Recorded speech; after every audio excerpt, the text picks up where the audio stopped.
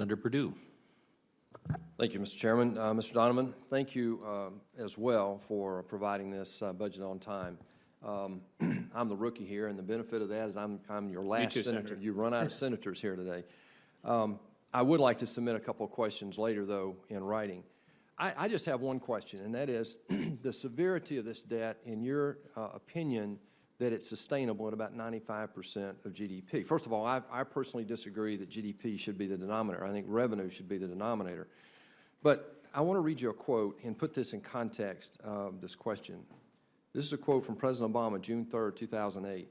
The problem is that the way Bush has done it over the last 8 years is to take a credit card from the Bank of China in the name of our children, driving up our national debt from $5 trillion for the first 42 presidents.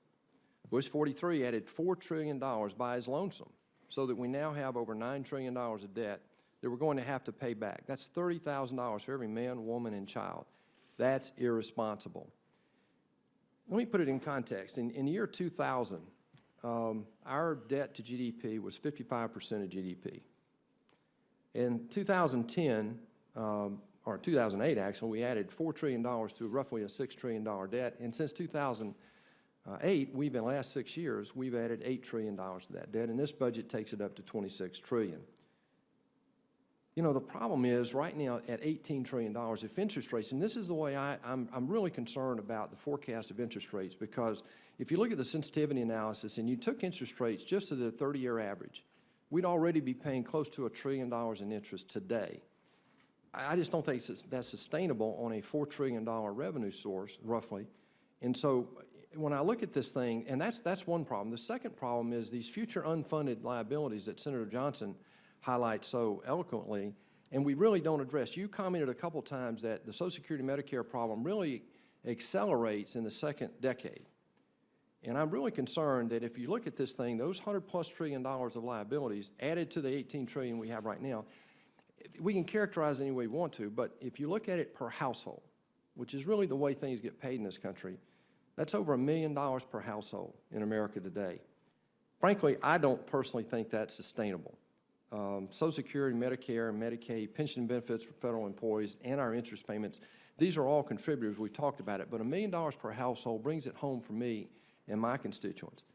So my question is this: looking at the second decade and the third decade, and kicking this can down the road, how should we look at a debt that's 95% of GDP, some 5 or 6 times our revenue, as being sustainable? And let me give you one little anecdote. You know, it occurs to me that this is a national security issue, Mr. Donovan, and I don't say that lightly. Right now, we have these treaties with a lot of countries around the world. One of those is Taiwan. And that treaty says that if the country of Taiwan is invaded by the country of China, we have to go to Taiwan and defend Taiwan against China. The problem when borrowing this much money every year, to do that, we have to borrow the money from China to go to Taiwan and defend Taiwan against China. That's an anecdote that's not lost on my constituents, and they want to know when we're going to balance this budget and how we get after the long-term imbalance of these mandatory expenditures coming in the second and third decade. So my question is simply this. The word sustainability is very tricky. I get it. You said this is sustainable at 95 and declining. I disagree. I don't think it's sustainable, but I would love to get your opinion about why that's sustainable, given the vagaries of the capital markets around the world and the volatility of interest rates that we've seen over the last 30 years. So, first of all, Senator, recognize that when we came into office, we were facing enormously difficult fiscal circumstances, and we have brought down the deficit by more than 2/3 with a broad set of steps, and that the steps that we've already taken have substantially reduced long-run deficits and debt. Whether it's bringing down healthcare costs, a range of other steps that we've taken on economic growth.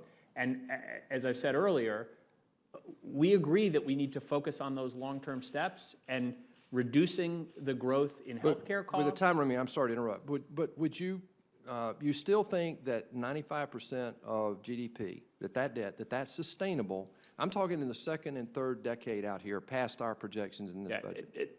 Our budget is not at 95% of GDP.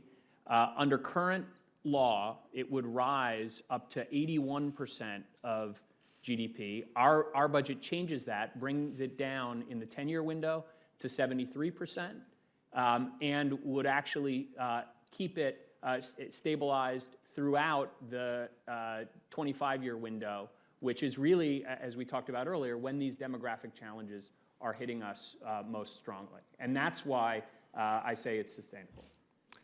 Thank you, Mr. Chairman.